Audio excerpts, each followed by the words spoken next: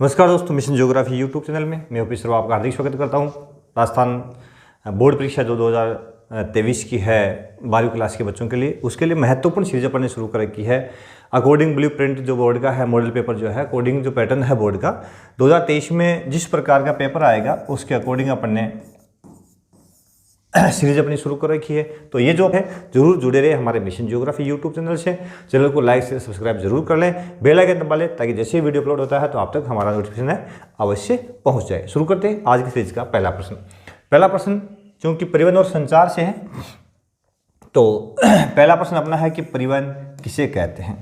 परिवहन किसे कहते हैं? तो यहाँ हमारे दैनिक जीवन में काम आने वाले हर वस्तु, पदार्थ व मानव आदि को एक स्थान से दूसरे स्थान पर पहुंचाने की विधा, एक स्थान से दूसरे स्थान पर पहुंचाने की विधा क्या कहलाती है? परिवहन कहलाती है। ठीक है, तो वस्तु हो, चाहे पदार्थ हो, चाहे मानव हो, जैविक समुदाय हो, चाहे अजैव हो, एक स्थान से दूसरे स्थान पर उनको पहुंचाने की विधा जो है वो परिवहन कहलाती है। सिंपल सी बात है। दूसरा प्रश्न अपना है कि परिवहन के साधन कितने प्रकार के होते हैं? परिवहन के साधन कितने प्रकार के होते हैं? तो मुख्य रूप से परिवहन के साधनों को 3 प्रकारों में बांटा गया। कितने प्रकारों में? 3 प्रकारों में। स्थल परिवहन, जल परिवहन और वायु परिवहन। महासागरीय स्तरों में भी परिवहन की सुविधा है, यानी जलीय स्तर में भी है, वायुमंडल में भी परिवहन की सुविधा आप जानते हो, एरोप्लेन वगैरह है, और स्थल पर तो सड़क और रेल परिवहन आप जानते ही हैं। ठीक है, तो स्थल, जल और वायु 3 टाइप इसके देखने को मिलते हैं। अगला बिंदु है तीसरा क्वेश्चन अपन देखेंगे तो स्थल परिवहन में कौन कौन से भाग शामिल है? स्थल परिवहन में कौन कौन से भाग शामिल है? तो स्थल परिवहन की जब बात आती है तो इसमें मुख्य रूप से स्थल परिवहन में कौन सा भाग शामिल है? सड़क, रेल और पाइपलाइन। 3 है, सड़क परिवहन, रेल परिवहन और पाइपलाइन परिवहन को स्थल परिवहन में शामिल किया जाता है। अब पाइपलाइन के माध्यम से क्या प्रोवाइड किया जाता है? तो इसमें अपन देखेंगे तरल पदार्थ। तरल पदार्थ जितने भी लिक्विड पदार्थ हैं उनको इसके माध्यम से पाइपलाइन, जैसे कि तेल है, ठीक है, जल है, दूध है, ये पदार्थ है। और इसके अलावा गैसीय जो पदार्थ है उनको भी मुख्य रूप से पाइपलाइन के माध्यम से प्रोवाइड किया जाता है। और तरलीकृत यानी जो ठोस पदार्थ है, धातु है, उनको पिघला करके भी उनको तरलीकृत करके पाइपलाइन के माध्यम से पहुंचाया जा सकता है। तो ये पाइपलाइन परिवहन के माध्यम से तरल पदार्थ, गैसीय पदार्थ और तरलीकृत धातु जो है उनको एक स्थान से दूसरे स्थान पर पहुंचाया जाता है। अगला प्रश्न,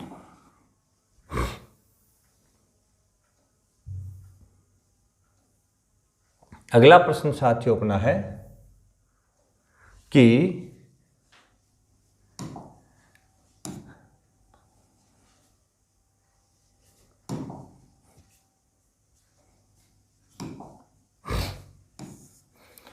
चौथा क्वेश्चन अपना है कि जल परिवहन को कितने भागों में बांटा गया? जल परिवहन कितने भागों में? तो इसके प्रमुख रूप से जल परिवहन के साथियों 2 भाग है। कितने भाग है जल परिवहन के? 2 भाग। एक का नाम है अंतःस्थलीय और एक का नाम है सागरीय व महासागरीय। ठीक है, तो ये तो स्थल के आंतरिक भागों में, जैसे कि नहर के माध्यम से, ठीक है, नदी के माध्यम से, झील के माध्यम से, ठीक है, ये तो अंतःस्थलीय हो गया। और सागर और महासागर यानी महासागरों के माध्यम से और सागरों के माध्यम से जल परिवहन होता है। तो मुख्य रूप से जल परिवहन के 2 भाग है। ठीक है, अगला प्रश्न, वायु परिवहन को कितने भागों में बांटा गया है? तो वायु परिवहन के भी प्रमुख रूप से 2 ही भाग है। वायु परिवहन के कितने भाग है? 2 भाग। एक तो राष्ट्रीय, देश के आंतरिक भागों में, देश के आंतरिक भागों में, देश के आंतरिक भागों में, ठीक है, और अंतर्राष्ट्रीय 2 या 2 से अधिक देशों के बीच, 2 या 2 से अधिक देशों के बीच वायु परिवहन की सेवा। ठीक है, इसको अपन किस में शामिल करेंगे? अंतर्राष्ट्रीय में शामिल करेंगे। समझ गए? तो राष्ट्रीय और अंतर्राष्ट्रीय। ठीक है, अगला बिंदु, अगला प्रश्न अपना है कि रज्जु मार्ग रोपवेज कौन से होते हैं, किसे कहते हैं? रज्जू मार्ग या रोपवे। देखो रज्जू मार्ग से अपन थोड़ा सा कन्फ्यूज हो सकते हैं कि रज्जू मार्ग होता क्या। तो यदि अपन इसका इंग्लिश वर्ड देखें रोपवे, तो बहुत बार अपन ने सुना ही है, किसी पहाड़ी पर अवस्थित कोई मंदिर है या कोई पर्यटन स्थल ऐसा है जो पहाड़ी पर अवस्थित है और वहाँ तक पहुँचने के लिए सड़क मार्ग से अपन जाते हैं तो बड़ी कठिनाई होती है, पैदल अपन जाते हैं तो कठिनाई होती है, तो वहाँ तक पहुँचने का कोई माध्यम नहीं है। जैसे कि कोई बीमार लोग हो सकते हैं, बूढ़े बुजुर्ग हो सकते हैं, बच्चे हो सकते हैं, तो उनके लिए एक विभिन्न प्रकार की परिवहन की विधा है कि इस पहाड़ी पे यहाँ कोई मंदिर बना हुआ है, इस मंदिर पर पहुँचने के लिए अपन क्या करेंगे कि यहाँ इस पहाड़ी क्षेत्र जो है, अब यहाँ से अपने को यहाँ तक गाड़ी अपनी आती है तो यहाँ तक रोप वे बनाते हैं, अर्थात वायर के माध्यम से, एक वायर के माध्यम से, जिसके एक गाड़ी जो होती है जिसमें 2 से 3 सवारी, एज ए गाड़ी जिसको उड़न खटोला के रूप में अपन जान सकते हैं, जिसमें 3 से 4 सवारी इसमें बैठ सकती है और इस वायर के साथ में ये इधर आता है और वापस इधर जाता है। ठीक है, इस तरह की जो विधा है परिवहन की उसको रोप वे के नाम से पुकारा जाता है। ठीक है, और ये विधा जो है मुख्य रूप से जो धार्मिक स्थल है, पर्यटन स्थल है, पहाड़ी क्षेत्रों में है, वहाँ पे प्रमुखता से काम में ली जाती है। ठीक है, अगला बिंदु है, इसमें मैं क्या लिखा उत्तर मैंने, परिवहन का यह माध्यम तीव्र प्रवृत्ति ढालों खानों में जहाँ सड़क निर्माण संभव नहीं है वहाँ पर तारों पर तार गाड़ियाँ, तारों पर तार गाड़ियाँ, तार के लटकी हुई जिसको उड़न खटोला के रूप में अपन कह सकते हैं, उस तरह की गाड़ियाँ हैं पहुँचा जाती है। ऐसे मार्गों को रज्जू मार्ग कहा जाता है। ठीक है, अगला बिंदु, अगला प्रश्न साथियों अपना है संचार किसे कहते हैं। तो संचार क्या है, विचार या संदेशों को एक स्थान से दूसरे स्थान पर पहुंचाने का माध्यम। विचार, संदेश, दर्शन आदि को एक स्थान से दूसरे स्थान पर एक मानव से दूसरे मानव तक पहुंचाने का माध्यम क्या कहलाता है, संचार कहलाता है। इसमें विचार, संदेश, दर्शन कुछ भी है जो एक स्थान से दूसरे स्थान पर अपन पहुंचना चाहते हैं तो उसको संचार कहते हैं। अब संचार के माध्यम कौन कौन से होंगे, तो यदि अपन ने जानते ही हैं कि प्रारंभिक समय में क्या होता था, प्रिंट मीडिया शुरू में जो था वो छप करके पत्र पत्रिकाएं पुस्तकें छापे खाने के आविष्कार से पहले तो आपको पता है कुछ चिट्ठियां लिख करके किसी के हाथ भेजा जाता था। ठीक है, फिर प्रिंट मीडिया आया, फिर उसके बाद में टीवी आया, तार आया, ठीक है, रेडियो आया। तो ये चीज़ें जो है ना, इनसे एक स्थान से दूसरे स्थान पर संदेशों को भेजा जाता है। तो ये संचार के माध्यम है। आगे इसका प्रश्न भी आ जाएगा, विस्तार से अपन इस पर चर्चा और कर लेंगे। अगला बिंदु, राष्ट्रीय महामार्ग किसे कहते हैं। राष्ट्रीय महामार्ग, NH, national highways. National highways क्या है, ऐसे महामार्ग जिनका निर्माण व रखरखाव केंद्र सरकार के अधीन हो। ठीक है, वे राज्यों को उनकी राजधानियों, प्रमुख नगरों, प्रमुख पत्तनों, महत्वपूर्ण रेलवे जंक्शनों से जोड़ने का कार्य करते हो, उसको बोलते हैं NH, नेशनल हाईवेज या महामार्ग। ठीक है, अगला प्रश्न, राज्य महामार्ग कौन से होते हैं, स्टेट हाईवे। ठीक है, स्टेट हाईवे कौन से होते हैं, तो ऐसे महामार्ग जिनका निर्माण व रखरखाव राज्य सरकार के हाथ में होता है। किसके अंडर में होता है, राज्य सरकार के अधीन होता है और राज्य के राजधानी क्षेत्र से जिला मुख्यालयों, अन्य महत्वपूर्ण नगरों को जोड़ने का कार्य करते हैं। ऐसे महामार्गों को राज्य महामार्ग के नाम से पुकारा जाता है। ठीक है, और इसमें यहाँ लिखा है कि जो राष्ट्रीय महामार्ग है वो कुल लंबाई का, इसमें मैंने राज्य महामार्ग है कुल लंबाई का 4% है। देश के अंदर कुल सड़कों की लंबाई है उसमें राज्य स्टेट हाईवे है वो 4% है और जो नेशनल हाईवे इसका इसमें लिखा नहीं है, ये 2% है। ठीक है, नेशनल हाईवे जो है वो तो है 2% कुल सड़कों की लंबाई का और स्टेट हाईवे है 4%। ठीक है, अगला प्रश्न,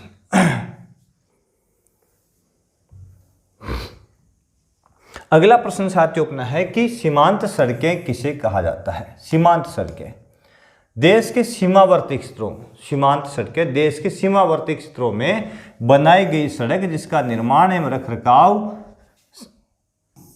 BRO के पास में, बॉर्डर रोड ऑर्गेनाइजेशन जो होता है उसके पास में होता है, ठीक है ना, उसको सीमांत सड़कें कहा जाता है। इसका उद्देश्य है देश के सीमावर्ती क्षेत्रों में किसी विपदा के समय या बाहरी आक्रमण के समय, ठीक है, सुरक्षात्मक दृष्टि से इन सड़कों का निर्माण किया जाता है। BRO की स्थापना सन 1960 में की गई थी।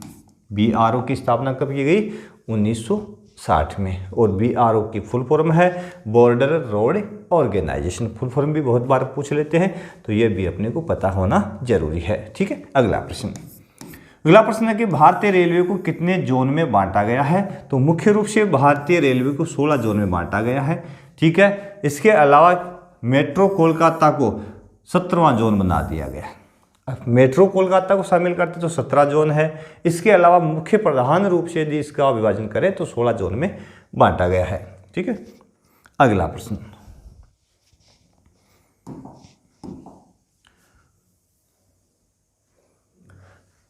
प्रश्न, साथियों है अपना कि भारत का सड़क जाल विश्व में किस स्थान पर है? भारत में जो सड़कों का जाल बिछा हुआ है विश्व में वो कौन से स्थान पर है? तो विश्व में सड़क जाल भारत का यदि अपन देखें तो भारत का सड़क जाल विश्व में दूसरे स्थान पर है। किस स्थान पे है? सेकंड स्थान पे, ठीक है। और 2017 के आधार पर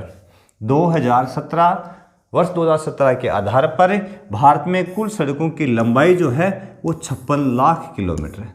कितनी है? 56 लाख किलोमीटर सड़कों की लंबाई भारत में पाई जाती है।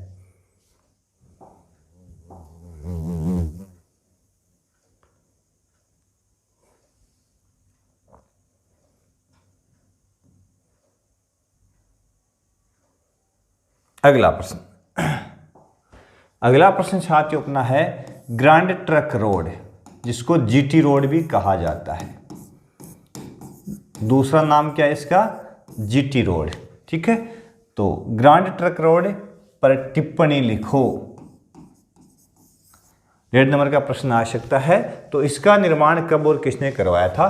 तो ग्रैंड ट्रक रोड या GT रोड का निर्माण शेरशाह सूरी ने, जिसने सूर्यवंश की स्थापना की थी 1540 के अंदर। भारत में सूर्यवंश की स्थापना की थी इसने हुमायूं को परास्त करके, ठीक है। ने पेशावर पाकिस्तान से कोलकाता पश्चिम बंगाल तक, यानी कोलकाता पश्चिम बंगाल से लेकर के पेशावर पाकिस्तान तक के उसने GT रोड का निर्माण करवाया था, ठीक है। वर्तमान में ये भाग जो है, ये सड़क लाइन है, वो 2 भागों में बंटी हुई है। अमृतसर से कोलकाता के बीच में 2 खंडों में बंटी हुई है। NH1, ठीक है, जो दिल्ली से अमृतसर के बीच में जो रोड है उसको NH1 कहा गया है। और दूसरा NH2, दिल्ली से कोलकाता के बीच में जो रोड है उसको NH2 के नाम से पुकारा जाता है। सिंपल सी बात है।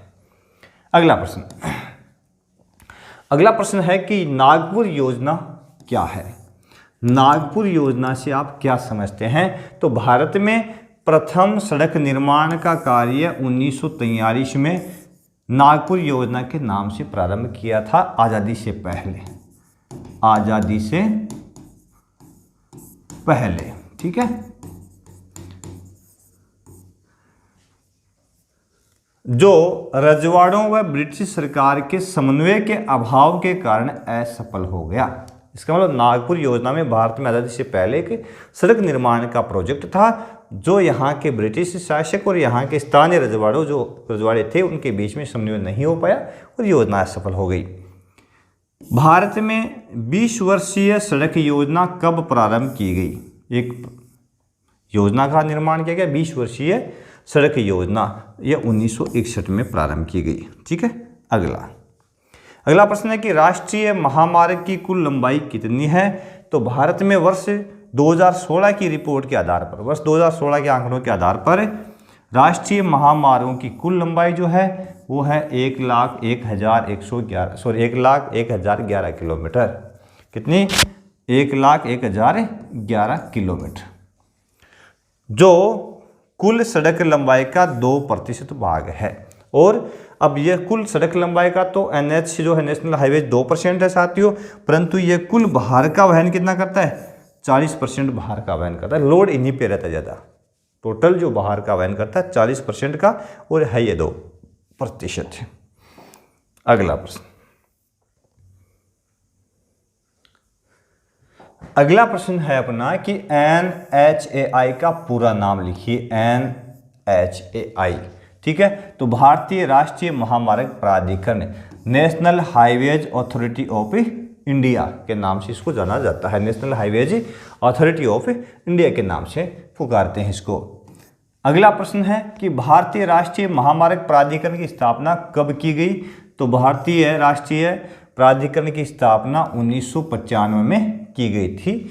यह विभाग भारत सरकार के भूतल परिवहन मंत्रालय के अधीन, भारत सरकार के भूतल परिवहन मंत्रालय के अधीन एक स्वायत्त शासी इकाई है। ठीक है, और ऐसे राष्ट्रीय महामार्ग निर्माण व रखरखाव की जिम्मेदारी इसको ही सौंपी गई है। ठीक है, अगला बिंदु, स्वर्णिम चतुर्भुज परियोजना पर टिप्पणी लिखो। स्वर्णिम चतुर्भुज देश के प्रमुख 4 नगरों को जोड़ने के लिए यह परियोजना थी। उच्च सघनता के गलियारे निर्माण द्वारा देश के प्रमुख नगरों दिल्ली, कोलकाता, चेन्नई और मुंबई को 4 लेन और 6 लेन की सड़कों से जोड़ने के लिए बनाई गई एक योजना थी, जिसकी कुल लंबाई 5846 किलोमीटर है। यानी स्वर्णिम चतुर्भुज में इन 4 नगरों को जोड़ने के लिए 4 लेन और 6 लेन की सड़कें बनेगी और बनी थी, और उसकी लंबाई 5846 यानी 5846 किलोमीटर है। अगला प्रश्न, अगला प्रश्न साथियों अपना है, उत्तर दक्षिण पूर्व पश्चिम गलियारा क्या है? तो भारत में उत्तर दक्षिण और पूर्व पश्चिम 2 गलियारे यानी ये भी सड़कें ही हैं का निर्माण जम्मू कश्मीर के श्रीनगर से तमिलनाडु के कन्याकुमारी तक 4016 किलोमीटर लंबी सड़क द्वारा निर्माण किया गया। और पूर्व पश्चिम गलियारे के द्वारा भारत के पूर्व में स्थित असम के सिलचर को गुजरात के पोरबंदर से 3640 किलोमीटर सड़क के द्वारा जोड़ा गया है। तो ये 2 गलियारे हैं जो पूर्वी छोर यानी असम के सिलचर से गुजरात के पोरबंदर को जोड़ते हैं। इसमें 4016 किलोमीटर लंबी सड़क है। ये भी 4 लेन और 6 लेन, कहीं 2 लेन है। और उत्तर से दक्षिण यानी ये अपने उत्तर से दक्षिण हो गई जम्मू कश्मीर में श्रीनगर से, दक्षिण में तमिलनाडु में कन्याकुमारी तक। इसकी लंबाई 4016 किलोमीटर है। पूर्व पश्चिम गलियारे की 3600 यानी 3640 किलोमीटर है। ठीक है, माइंड थोड़ा डाइवर्ट हुआ है। अगला बिंदु, जिला सड़क पर टिप्पणी लिखो। जिला सड़क, ये सड़कें जिला मुख्यालयों को जिले के अन्य स्थलों से जोड़ने का कार्य करती है और इन सड़कों की कुल लंबाई का, टोटल सड़कों की लंबाई का ये 14% भाग है। ठीक है ना, सड़कों की कुल लंबाई में इसका भाग कितना है? 14%। ग्रामीण सड़क पर कौन सी होती है या ग्रामीण सड़क का परिचय दीजिए। तो ये सड़कें ग्रामीण क्षेत्रों को आपस में जोड़ती है या मुख्य महामार्गों से जोड़ती है, आपस में जोड़ती है, या NH जो हाईवेज है उनसे गाँव को जोड़ने के लिए बनाई गई है। ठीक है, जिनकी लंबाई देश की कुल सड़कों की लंबाई की 80% है। तो सबसे अधिक जो भाग है किसका है? ग्रामीण सड़कों का। देश के अंदर सबसे अधिक भाग है तो किसका है? ग्रामीण सड़कों का। ठीक है ना। विश्व की सबसे लंबी राजमार्ग सुरंग कौन सी है? विश्व की सबसे लंबी राजमार्ग सुरंग कौन सी है? तो इसका उत्तर, विश्व की सबसे लंबी राजमार्ग सुरंग कौन सी है? तो यह है विश्व की सबसे लंबी राजमार्ग सुरंग जो है उसका नाम है अटल टनल। अटल टनल 9.02 किलोमीटर लंबी है और यह सुरंग जो है मनाली को लेह स्पीति से जोड़ती है। ठीक है, और NH1 का ही के ऊपर ही अवस्थित है। और हाल ही में प्रधानमंत्री नरेंद्र भाई मोदी जी ने इसका उद्घाटन किया था। कुछ समय ये चर्चा में रही थी कि बरसात काल में बादल फटने से एक बार ये थोड़ी अस्त व्यस्त भी हो गई थी। अगला प्रश्न, भारतमाला परियोजना क्या है? तो भारतमाला परियोजना क्या है? तो यह वृहद परियोजना है जिसमें कौन कौन से कार्य शामिल किए गए हैं। भारतमाला में तटवर्ती राज्यों को बंदरगाहों से जोड़ने के लिए प्लान है। ठीक है, तटीय राज्यों को बंदरगाहों से जोड़ना। पिछड़े इलाकों, धार्मिक और पर्यटन स्थलों को आपस में जोड़ने का प्लान भारतमाला योजना के अंतर्गत है। सेतु भारत परियोजना के तहत 1500 बड़े पुलों का निर्माण करना, 200 रेल ओवरब्रिज का निर्माण करना इसके अंदर शामिल है। ठीक है, और इसके अलावा लगभग 900 किलोमीटर राष्ट्रीय राजमार्ग का निर्माण करना इसका उद्देश्य। तो 3 उद्देश्य इसके हो गए साथियों। ठीक है, तटवर्ती राज्यों को बंदरगाहों से जोड़ना, पिछड़े इलाकों, धार्मिक और पर्यटन स्थलों को आपस में जोड़ना, सेतु भारत परियोजना के तहत 1500 बड़े पुल और 200 रेल ओवरब्रिज का निर्माण करना। ठीक है, और लगभग 900 किलोमीटर राष्ट्रीय राजमार्गों का विकास करना इसका उद्देश्य है। ठीक है, अगला प्रश्न अपना है कि देश के अंदर, यह है देश में प्रथम रेल सेवा का शुभारंभ कब किया गया? रेल सेवा का, तो रेल सेवा का शुभारंभ देश में कब किया गया? 1853 में अंग्रेजों के द्वारा मुंबई से ठाणे के बीच में प्रथम रेल सेवा चलाई गई, जिसकी लंबाई 34 किलोमीटर रखी गई थी। ठीक है, सबसे पहली रेल सेवा चलाई गई थी मुंबई से ठाणे के बीच में। अगला प्रश्न, भारतीय रेल ने विविध संस्कृति के लोगों को एक साथ लाकर भारत के स्वतंत्रता संग्राम में अपना योगदान दिया, यह कथन किसका है? तो भारतीय रेलवे ने विविध संस्कृति लोगों को एक प्लेटफॉर्म पर ला करके देश की आज़ादी में अपना योगदान दिया, तो यह कथन महात्मा गांधी का है। किसका है? महात्मा गांधी का। यह कथन महात्मा गांधी का है।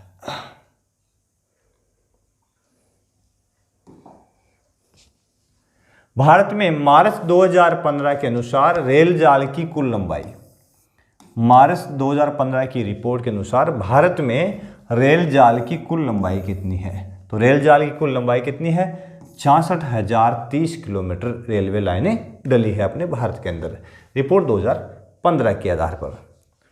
बड़ी लाइन या ब्रॉड गेज किसे कहा जाता है? तो देखो, गेज जो होता है वो 2 पटरियों के बीच की दूरी होती है। गेज क्या होता है? 2 पटरियों के बीच की दूरी। ठीक है, और ये मुख्य रूप से जो गेज होती है वो 3 प्रकार की होती है। इसके 3 प्रकार होते हैं। एक तो ब्रॉड गेज होता है, एक मीटर गेज होता है, एक नैरो गेज होता है। ठीक है, ये 3 प्रकार की गेज देखने को मिलती है, और विश्व की एक मानक गेज भी है। ठीक है, इसमें 1.44 मीटर पटरियों के बीच की दूरी होती है। ठीक है, और 3 गेज यहाँ पे भारत में अपन देखते हैं, broad gauge, metre gauge, narrow gauge. तो प्रश्न अपना, बड़ी लाइन या ब्रॉड गेज किसे कहते हैं? इस रेल लाइन में 2 पटरियों के बीच की दूरी 1.616 मीटर होती है। ठीक है, और देश के में कुल रेल जो लाइन है उसकी लंबाई में ब्रॉड गेज का योगदान 60,510 किलोमीटर है। और हाल ही में केंद्र सरकार ने, रेलवे मंडल ने, संपूर्ण रेलवे विभाग ने संपूर्ण भारत के रेलवे लाइनों को ब्रॉड गेज में बदलने का कार्य शुरू किया है। लगभग ये काफ़ी कंप्लीट भी हो चुका है। ठीक है, तो सभी लाइनों को ब्रॉड गेज में शामिल कर दिया गया है। मीटर लाइन किसे कहते हैं? मीटर लाइन कह दो चाहे मीटर गेज कह दो। इसमें 2 पटरियों के बीच की दूरी 1 मीटर होती है, तो उसको मीटर लाइन कहते हैं। रिपोर्ट 2016 के अनुसार भारत में जो मीटर लाइन है उसकी लंबाई 3,880 किलोमीटर है। कितनी है? 3,880 किलोमीटर। और इसमें अगला प्रश्न है कि नैरो गेज किसे कहते हैं, जिसको छोटी लाइन कहा जाता है, नैरो गेज। इस लाइन में 2 पटरियों के बीच की दूरी 0.762 मीटर या दुर्गम पहाड़ी क्षेत्रों में, विशेषकर भारत की पूरी पहाड़ी राज्य अरुणाचल प्रदेश है, नागालैंड है, मणिपुर, मिजोरम वाला जो क्षेत्र है, वहाँ पे 0.610 मीटर 2 पटरियों के बीच की दूरी। इसके 2 टाइप हैं। 2016 की रिपोर्ट के आधार पर साथियों इस लाइन की कुल लंबाई 2,297 किलोमीटर है। ठीक है, और यह अब पर्वतीय क्षेत्रों तक सीमित रह गई है। कहाँ तक? पहाड़ों तक ही सीमित रह गई है। मैदानी क्षेत्र से संपूर्ण जो लाइनें हैं उनको ब्रॉड गेज में कन्वर्ट कर दिया है। ठीक है, तो ये था गेज का प्रश्न।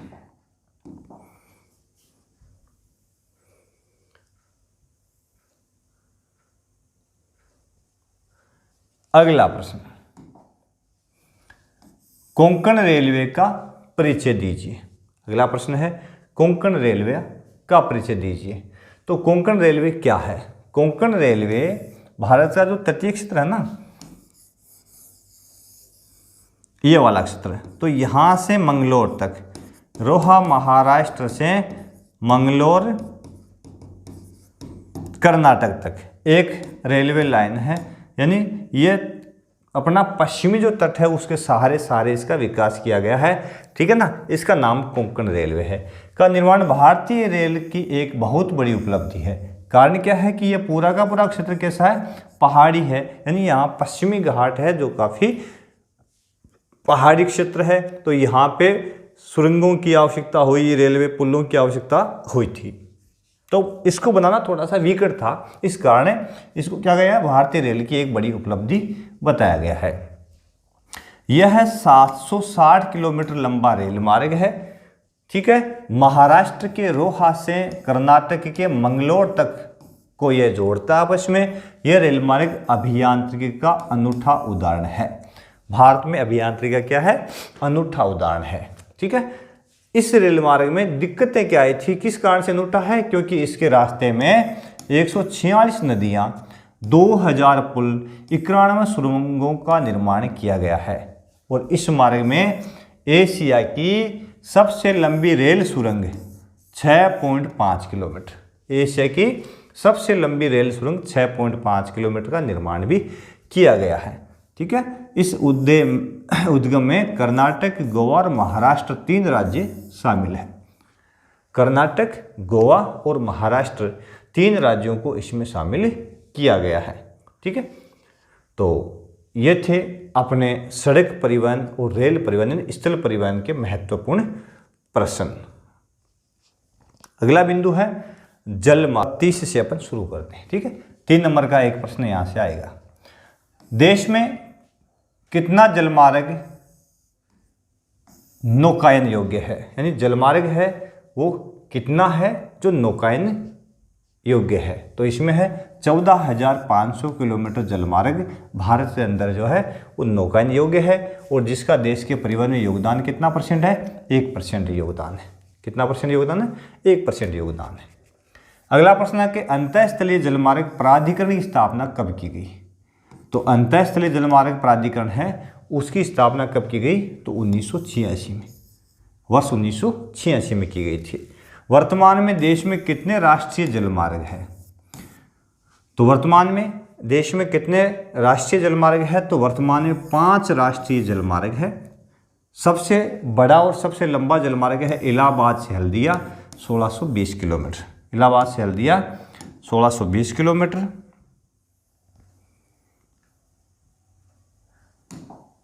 सदिया से दुबरी 891 किलोमीटर।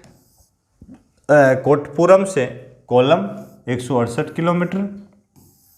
काकीनाडा व पुडुचेरी नहर के साथ गोदावरी और कृष्णा नदी तक एक जलमार्ग है। और मातई नदी से महानदी का डेल्टा चैनल तक और ब्राह्मणी नदी से पूर्वी तटीय नहर तक का एक है। तो कुल मिलाकर के कितने हो गए?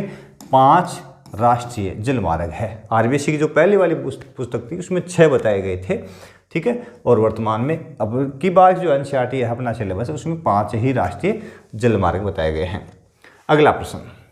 अगला प्रश्न साथियों अपना है कि मध्य रेलवे का मुख्यालय कहाँ स्थित है? तो मुंबई के अंदर, मुंबई CST जो क्षेत्र है वो मध्य रेलवे का मुख्यालय है। पश्चिम रेलवे का मुख्यालय कहाँ स्थित है? तो पश्चिम रेलवे की बात आती है तो उसका मुख्यालय जयपुर में है। कहाँ पे है? जयपुर में। अगला है, सॉरी इसमें थोड़ा सा प्रश्न मिसप्रिंट हुआ है। उत्तर पश्चिम रेलवे का मुख्यालय अपना जयपुर है। उत्तर पश्चिम रेलवे का मुख्यालय अपना जयपुर है। उत्तर पश्चिम करें यहाँ पे। और पश्चिम रेलवे का मुख्यालय जो है वो है मुंबई चर्च गेट। ठीक है, मुंबई चर्च गेट। और उत्तर पश्चिम का जयपुर। यहाँ मिसप्रिंट है, टाइपिंग की मिस्टेक है, थोड़ा सा सुधार कर लेना। अगला है कि पूर्वी रेलवे का मुख्यालय कहाँ स्थित है, तो पूर्वी रेलवे का मुख्यालय है कोलकाता, ठीक है ना। तो इनमें से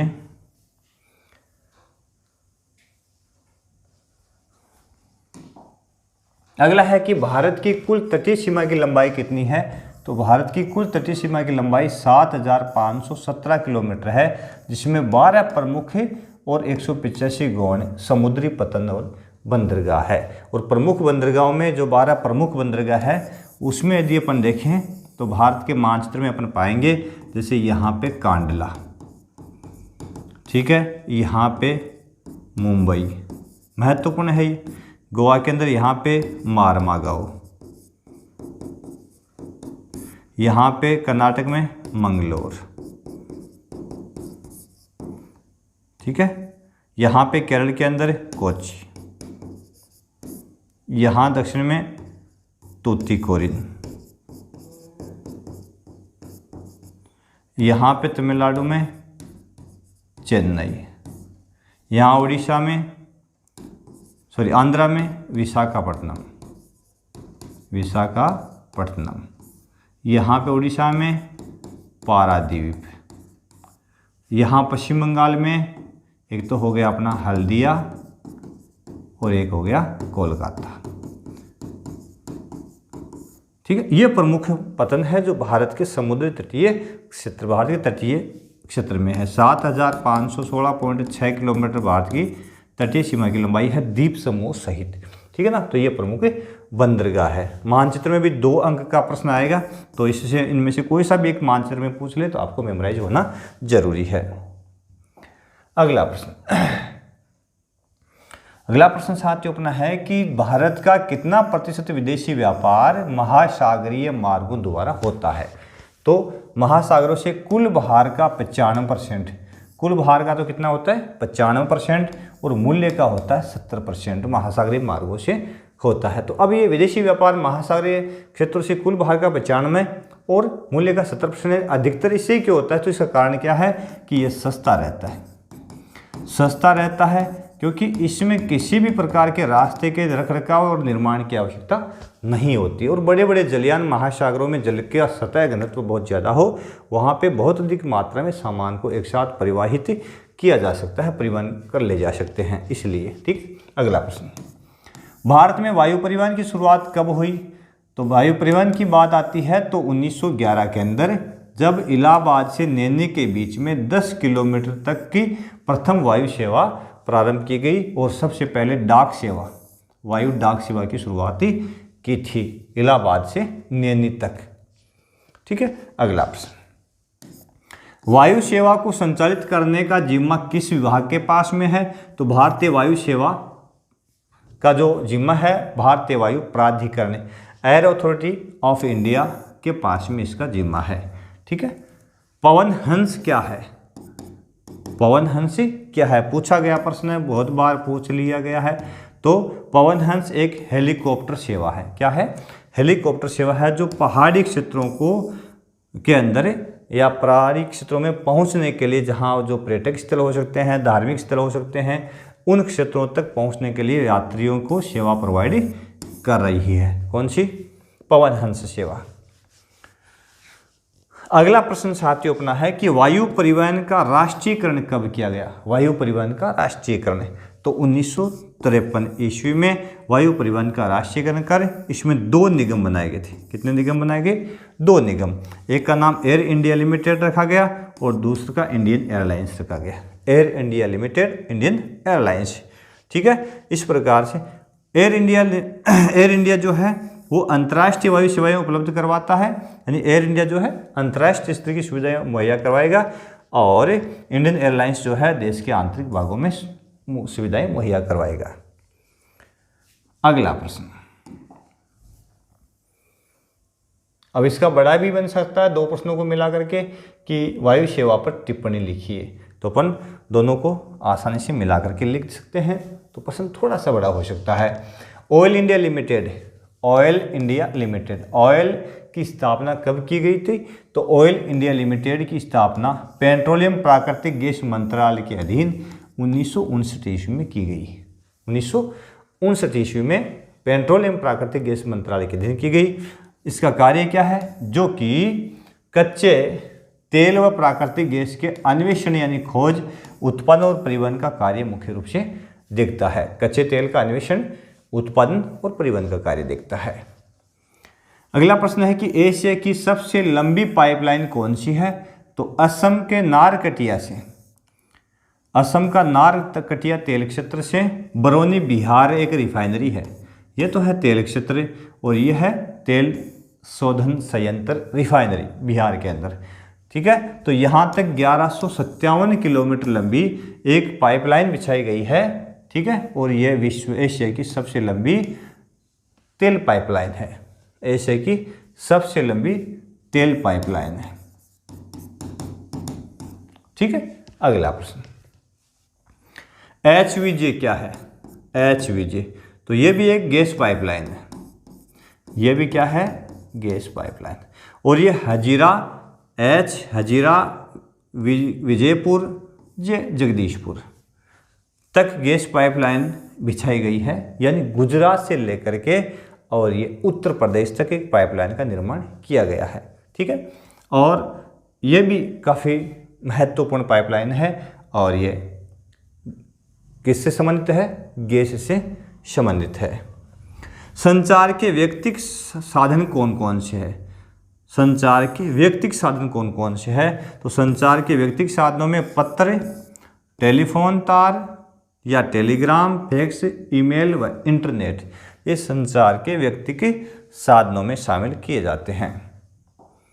अगला प्रश्न, अगला प्रश्न है संचार के सार्वजनिक साधन कौन कौन से हैं? सार्वजनिक साधन सरकारी, तो इसमें संचार के सार्वजनिक साधन है रेडियो, टेलीविज़न, सिनेमा, उपग्रह, समाचार पत्र, पत्रिकाएं व पुस्तकें, सरकारी जनसेवाएं और संगोष्ठियां आदि संचार के कौन से साधन हो गए? सार्वजनिक या सरकारी। ठीक है, भारत में रेडियो का प्रसारण कब शुरू हुआ? 1923 ईस्वी में भारत में रेडियो का प्रसारण शुरू हुआ। कहाँ से? रेडियो क्लब ऑफ बॉम्बे द्वारा। रेडियो क्लब ऑफ बॉम्बे के द्वारा सबसे पहले 1923 में भारत में रेडियो की शुरुआत की गई थी। All India radio, all India radio air, all India radio के रूप में रेडियो का नामकरण कब हुआ? ठीक है, तो 1936 में। अब तीनों को मिला दे कि भारत में रेडियो के प्रसारण पर संक्षिप्त में टिप्पणी लिखो, तो ये 3 अंक का प्रश्न बन जाता है आराम से। ठीक है, तो इसमें हो गया रेडियो की शुरुआत कब की गई? तो 1923 में रेडियो क्लब ऑफ बॉम्बे के द्वारा, और यह है 1936 में इसको क्या नाम दे दिया गया? ऑल इंडिया रेडियो के नाम से इसको नामित कर दिया गया, और 1957 में इसको पुनः नया नाम दिया गया जिसका नाम आकाशवाणी रखा गया। तो आकाशवाणी 1957 में हो गया। तो इस प्रकार से इसको अपन कनेक्ट करके और थोड़ा सा बड़ा चैप्टर भी बना सकते हैं, लेकिन छोटे छोटे चैप्टर है, हर एक बिंदु आप तक पहुंचेगा तो आप जरूर इजीली इसको याद भी कर लोगे। भारत में टेलीविज़न की शुरुआत कब की गई? तो 1959 में। 1959 में भारत में टेलीविज़न की शुरुआत की गई, और 1976 में इसे रेडियो से अलग कर दूरदर्शन नाम दे दिया गया। यानी पहले रेडियो के साथ में ही टेलीविज़न की शुरुआत की गई थी 1959 में, और उसके बाद में रेडियो और दूरदर्शन को अलग कर दिया गया, टेलीविज़न को अलग करके 1976 में इसका नाम क्या दे दिया? दूरदर्शन। ठीक है, अगला बिंदु, भारतीय उपग्रह प्रणाली को कितने भागों में बांटा गया है? तो भारतीय उपग्रह प्रणाली को 2 भागों में बांटा गया है। इंडियन नेशनल सैटेलाइट सिस्टम, एक तो है INSAT Indian National Satellite System, और दूसरा है Indian Remote Sensing Satellite System IRS। तो इसको 2 भागों में बांटा गया, इनसेट और IRS के रूप में। इनसेट की स्थापना कब की गई? तो इनसेट इंडियन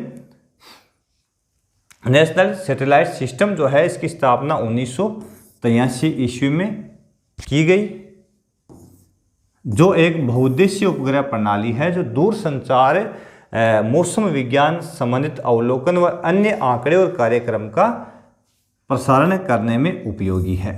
ठीक है। तो मौसम संबंधी, दूरसंचार संबंधी आंकड़े अपने पास तक पहुंचाने की महत्वपूर्ण विधा है। कौन सी?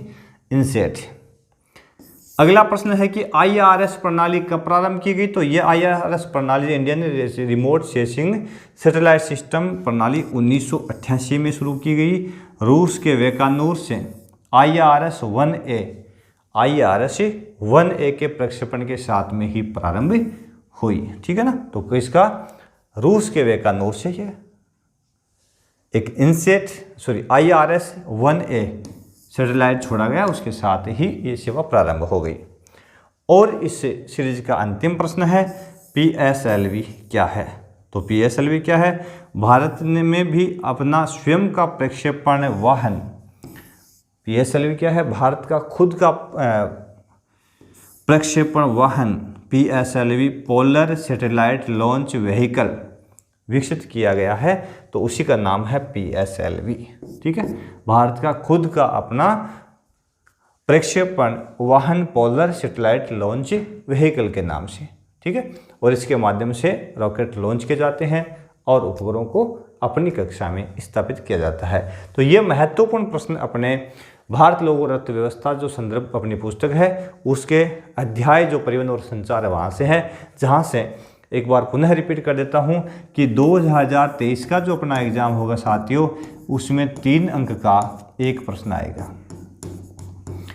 ठीक है। वैसे अपन कंपटीशन एग्जाम के लिए देखें तो फर्स्ट ग्रेड के लिए पूरा का पूरा चैप्टर महत्वपूर्ण है, एक एक पॉइंट आप तक पहुंचाने की कोशिश की है, और ऑब्जेक्टिव टाइप में भी है, थोड़ा सा एक्सप्लेन टाइप में भी है। तो बोर्ड एग्जाम में तो आएगा 3 अंक का एक प्रश्न, तो पूरा चैप्टर आप क्लियर कर लें, पूरा पाठ याद हो जाएगा, तो कैसे भी आप इजीली आसान भाषा में आसानी से लिख सकते हैं। आसान भाषा में ही आप तक हमने पहुंचाने की कोशिश की है।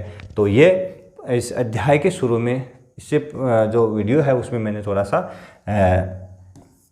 अंक जो है विभाजन है थोड़ा सा मिसप्रिंट हुआ, उसको यहाँ पे आप क्लियर कर लें, ठीक है। वीडियो को पूरा देखें और चैनल को लाइक शेयर सब्सक्राइब जरूर कर लें। बहुत बहुत धन्यवाद। देखते रहिए मिशन ज्योग्राफी।